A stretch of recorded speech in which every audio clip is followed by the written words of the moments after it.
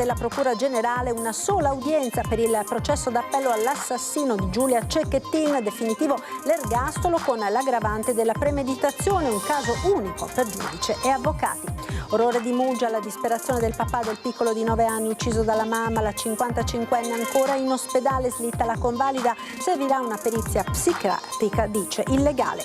Vede 3 giovani tossicodipendenti drogarsi nel giardino condominiale, dice loro di andarsene ma viene aggredito e pestato, la violenza a Vicenza. Cremati in Nepal i resti di Stefano Farronato, l'alpinista di Cassola morto sul massiccio dell'Himalaya, incerti i tempi del rientro in Italia e la data dei funerali. Sul ponte a lei dedicato la commemorazione di Venezia. A 10 anni dalla morte di Valeria Solesina nella strage del Bataclan c'era anche il fratello Dario.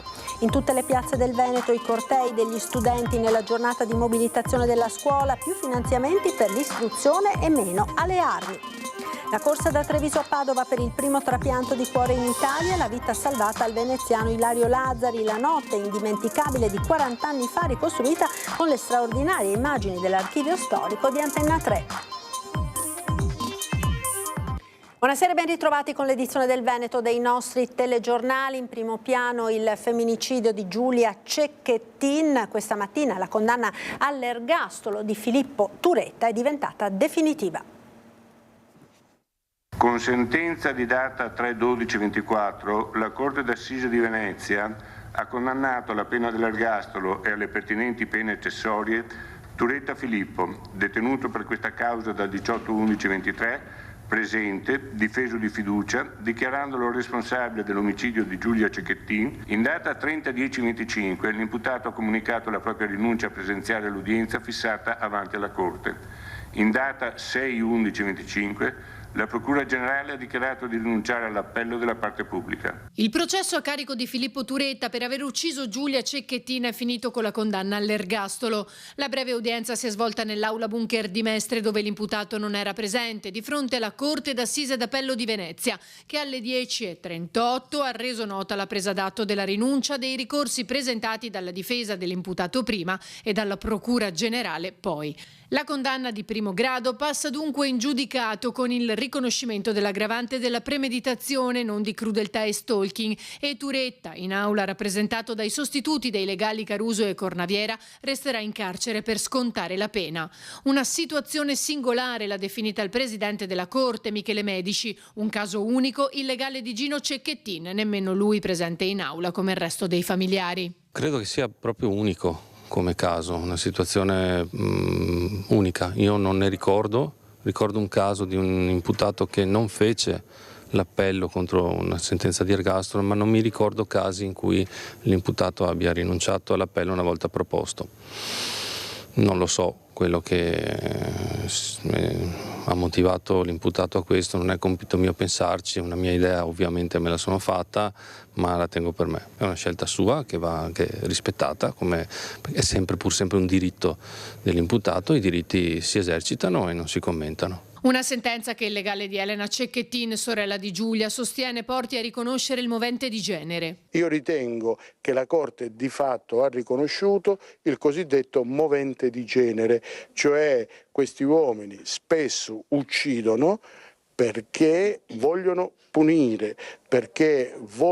punire l'insubordinazione della donna che non risponde più alle proprie aspettative, e questa è stata una grande apertura, una spinta moderna, e io mi auguro che da questo momento in poi l'aggravante dei futili motivi, dei motivi abietti e futili, la Corte parla di motivi spregevoli, possa essere riconosciuta. Una sentenza che arriva a 2 anni dalla morte di Giulia, quando in questo periodo ancora la si cercava con la speranza di salvarla.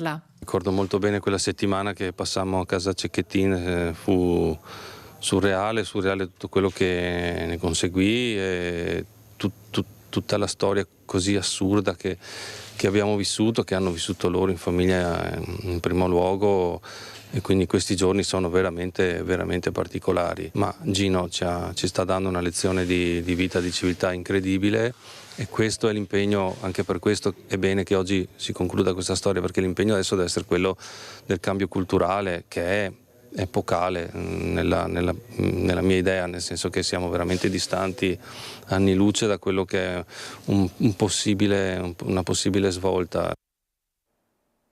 Friuli Venezia Giulia ora con l'orrore di Muggia, la disperazione del papà del piccolo di 9 anni ucciso dalla mamma.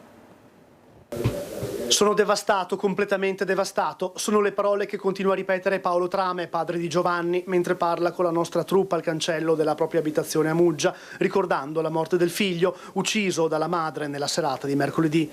Nessuna intervista davanti alla telecamera, la sofferenza è troppa. Stamattina l'uomo ha ricevuto all'ingresso di casa gli agenti della Polizia di Stato, quelli accorsi sul luogo della tragedia. Per 20 minuti i poliziotti hanno ascoltato la testimonianza di Paolo, che ha ripercorso con dolore i difficili anni della separazione della moglie Olena. Ancora una volta dalle parole di Paolo si evince la drammaticità della situazione familiare. 2 anni fa il figlio aveva anche raccontato di essere stato stretto al collo dalla madre. Ha visto il padre? Ci ha già parlato? L'ho visto, sì, ho parlato un momento, comunque era chiuso nel suo, no? Non lo conoscevo? Sì, veniva qua, sì. Okay. Ragazzo tranquillo, educato e basta, altro non lo da dire. Dal fruttivendolo sotto casa, dove padre e figlio andavano spesso, ai vicini, in tanti sono stretti nel dolore. E poi la testimonianza di Gloria, l'ex insegnante delle scuole medie di Paolo Trame. I due sono molto legati. Io ho parlato con loro, col papà e col bambino, 4 giorni fa. Erano sereni. E cosa vuole che le dica? Io ho un dolore grande perché avevo il papà come alunno a scuola. È una creatura dolce, un bravo ragazzo, ha tirato su questo bambino con amore veramente, il bambino era ben educato, è stata una tragedia che mi ha sconvolto.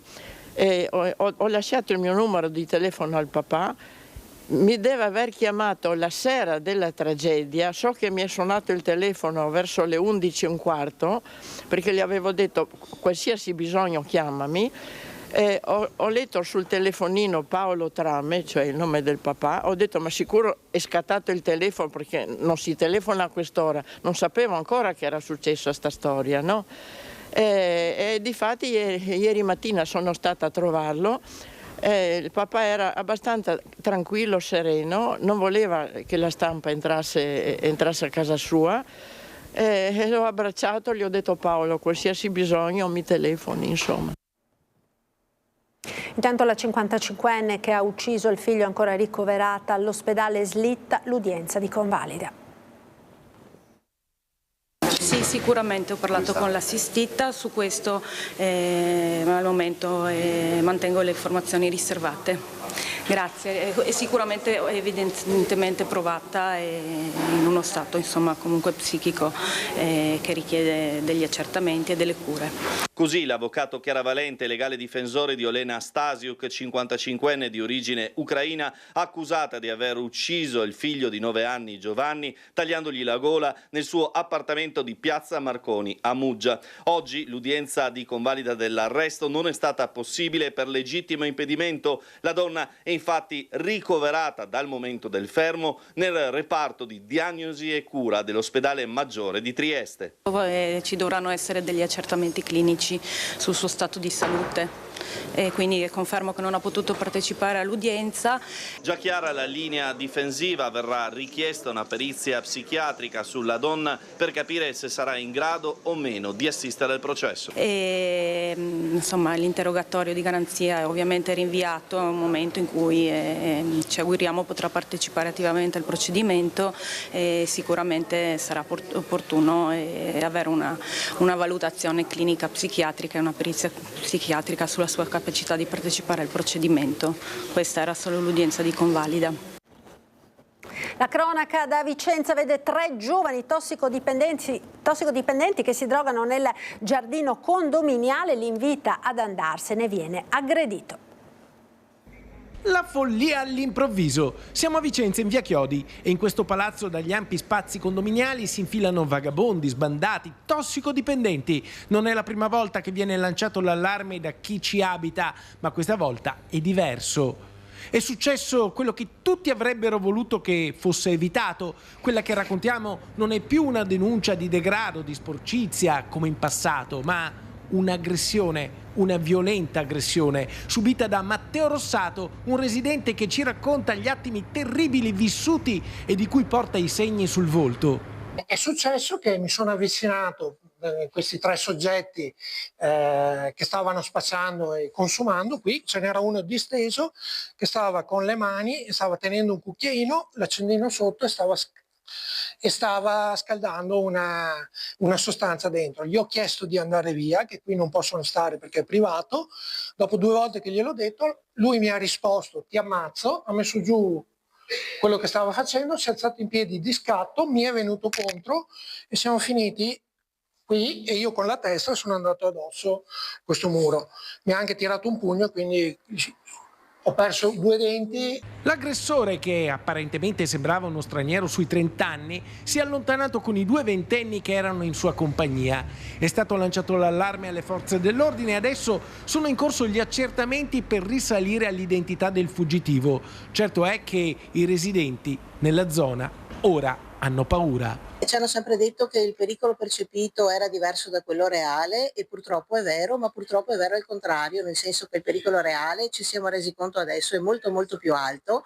A solidarizzare con la vittima anche Bruno Celsan, il commerciante che il 10 maggio, 6 mesi fa, con lo slogan Vicenza pretende sicurezza, ha organizzato una grande manifestazione con 500 cittadini in centro storico. Oggi però, dopo questa ennesima aggressione, è pronto a tornare in piazza. Questo evento dà spunto a una futura manifestazione che avverrà nei prossimi giorni e che stiamo organizzando, perché questo non deve più succedere. C'è bisogno di cambiare delle leggi, c'è bisogno di applicare delle leggi più severe nei confronti di questi soggetti, perché purtroppo la situazione è molto grave. Chiediamo al Sindaco di convocare urgentemente un tavolo dell'ordine e sicurezza pubblica assieme al prefetto e al questore per fare il focus di quello che stanno diventando purtroppo alcuni quartieri della città. Vanno potenziati ovviamente i controlli, ma va fatto veramente un censimento di questi personaggi che stanno ovviamente invadendo alcuni quartieri. Sono stati cremati ieri in Nepal i resti di Stefano Farronato, l'alpinista di Cassola, morto sul massiccio dell'Himalaya. Sono ancora incerti i tempi del rientro in Italia e la data dei funerali. Ciclista 21enne di Castelfranco, manca una curva, sbatte sul muretto e precipita per 10 metri, è grave al Cafoncello. No, allora un altro servizio, ora andiamo a Venezia, perché a 10 anni dall'attentato terroristico del Bataclan le parole del fratello di Valeria Solesin confermano come l'esempio della giovane ricercatrice sia ancora vivo e presente in città. Sempre manifestato non soltanto tramite le istituzioni del Comune di Venezia, ma anche proprio la stessa popolazione ha dimostrato nei confronti della famiglia tantissima vicinanza, tantissima commozione e anche una partecipazione al dolore veramente, dico, unica. Durante la cerimonia di commemorazione davanti al ponte che a Venezia porta il suo nome per il decennale della comparsa di Valeria Solesin, le parole del fratello Dario confermano come l'esempio della vita di Valeria siano ancora oggi un tesoro prezioso che continua a portare frutti di unione da custodire. Sempre manifestato non soltanto tramite le istituzioni del Comune di Venezia, ma anche proprio la stessa popolazione ha dimostrato nei confronti della famiglia tantissima vicinanza, tantissima commozione e anche una partecipazione al dolore veramente, dico, unica, perché mi sento di dire, di utilizzare un aggettivo come questo, perché veramente da parte della famiglia almeno nei confronti del Comune di Venezia c'è sempre stata tantissima riconoscenza. L'abbraccio di Venezia è sempre stato presente fin dai primi giorni. Dario ripercorre anche le sue difficoltà personali a tornare a Parigi e spiega perché non ha voluto mai partecipare al processo. Ero stato a Parigi giusto una settimana prima degli avvenimenti e anche successivamente ai fatti non sono più tornato a Parigi, perché volevo tenermi vivo il ricordo di mia sorella per quello che era, con quel sorriso contagioso che aveva. E ha partecipato al processo mia mamma in rappresentanza di tutta la famiglia e e ha partecipato all'intero processo in prima persona, quindi ha seguito un po' tutto il filo processuale. In tutte le piazze del Veneto oggi i cortei degli studenti nella giornata di mobilitazione della scuola. Vediamo com'è andata a Padova.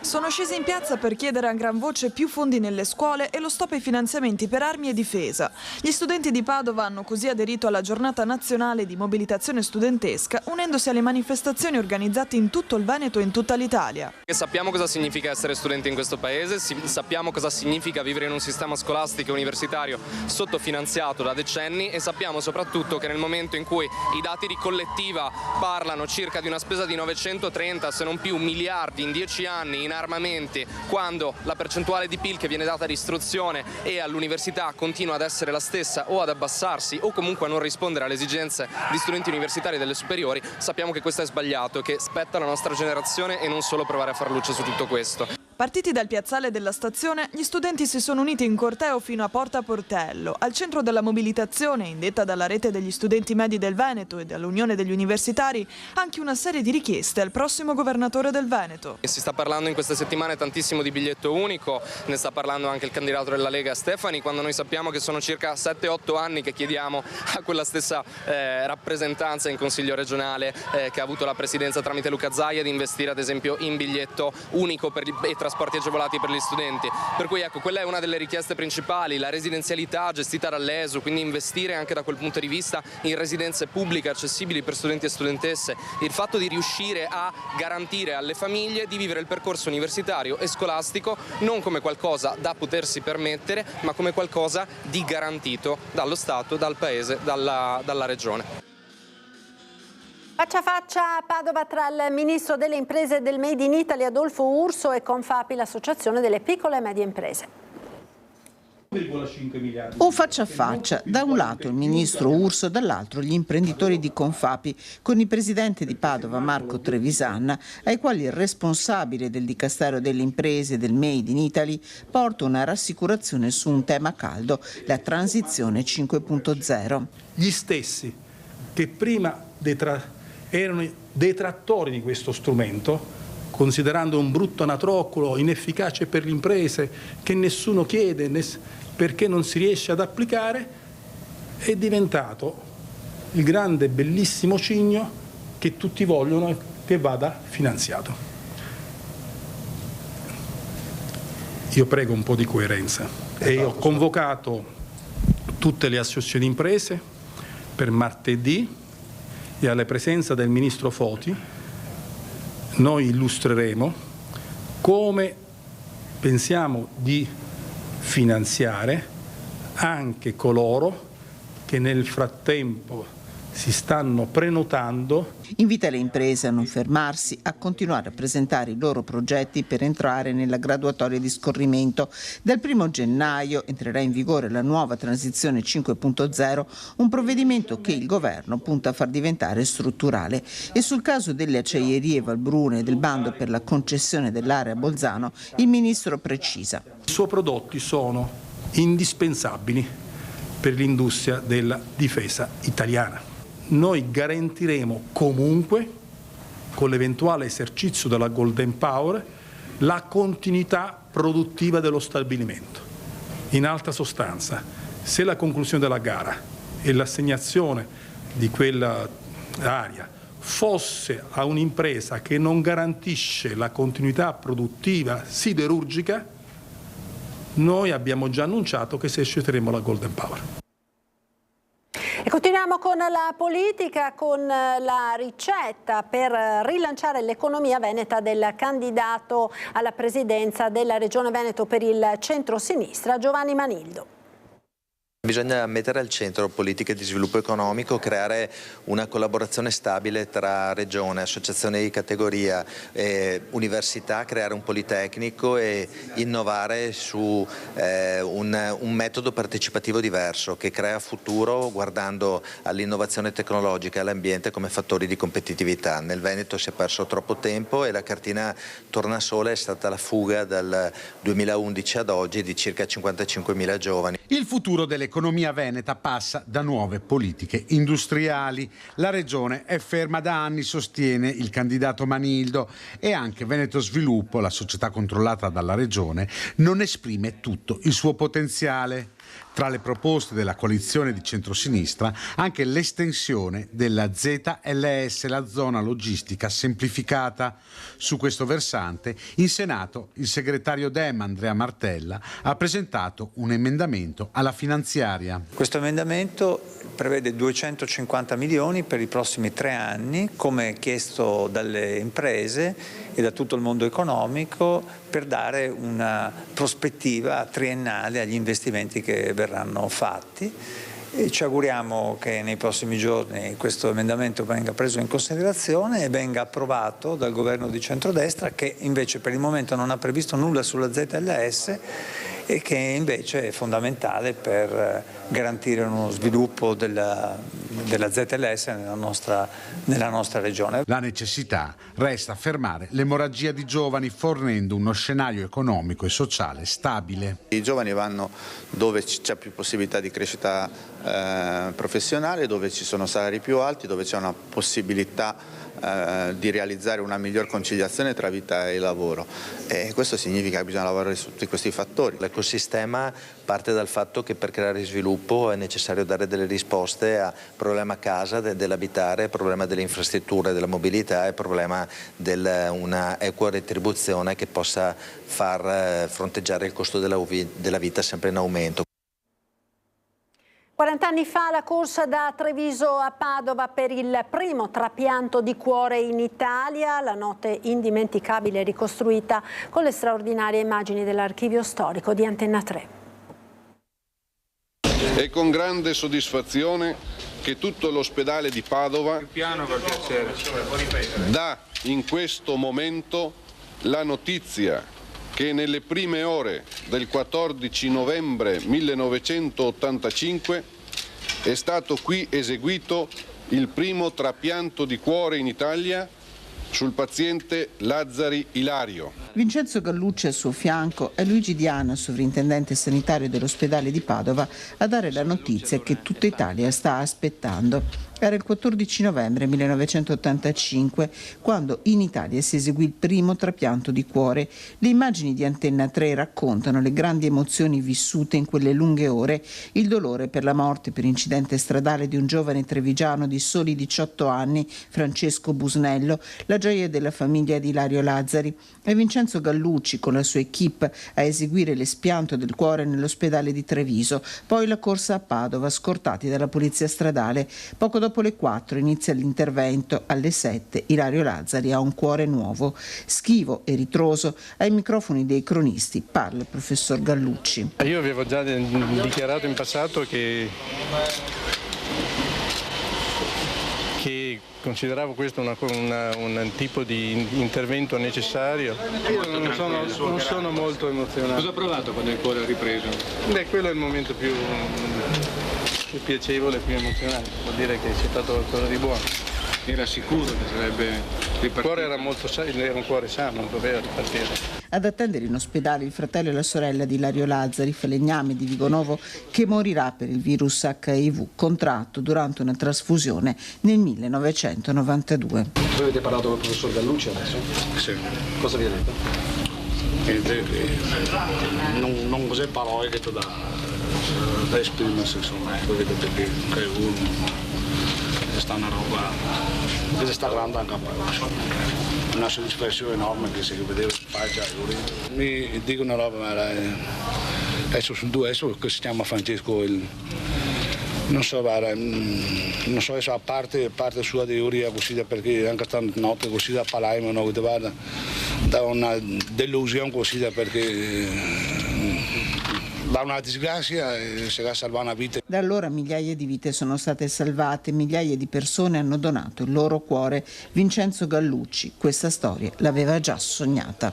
Negli ultimi tempi a Padova ci sono stati diversi donatori, quindi con familiari e genitori che hanno accettato di fare questo atto di grande civiltà, e quindi io mi auguro che anche nel futuro continui così. Ed era questo l'ultimo servizio. Grazie per essere stati con noi come sempre. Subito dopo la sigla le previsioni del tempo con il nostro meteo. Arrivederci.